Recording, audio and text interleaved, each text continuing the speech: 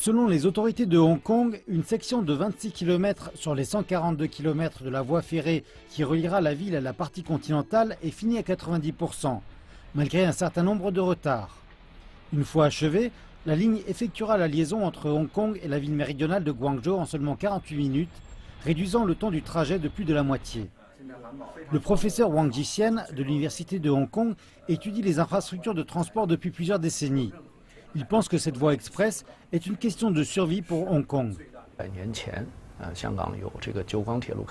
Il y a 100 ans, cela prenait plus de 2 heures de se rendre de Hong Kong à Guangzhou. Un siècle plus tard, c'est toujours la même chose. Un des fondements de la prospérité de Hong Kong est son rôle de superconnecteur entre la partie continentale de la Chine et le monde.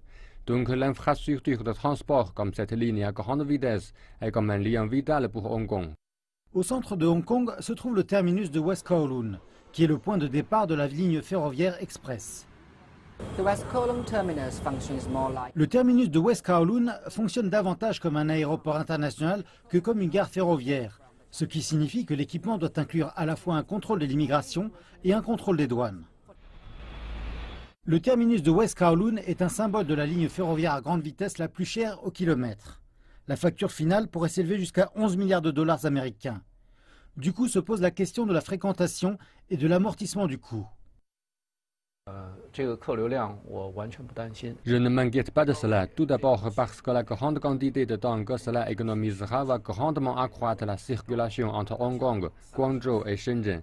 Ensuite, cela reliera également Hong Kong à d'autres villes, dans des provinces éloignées.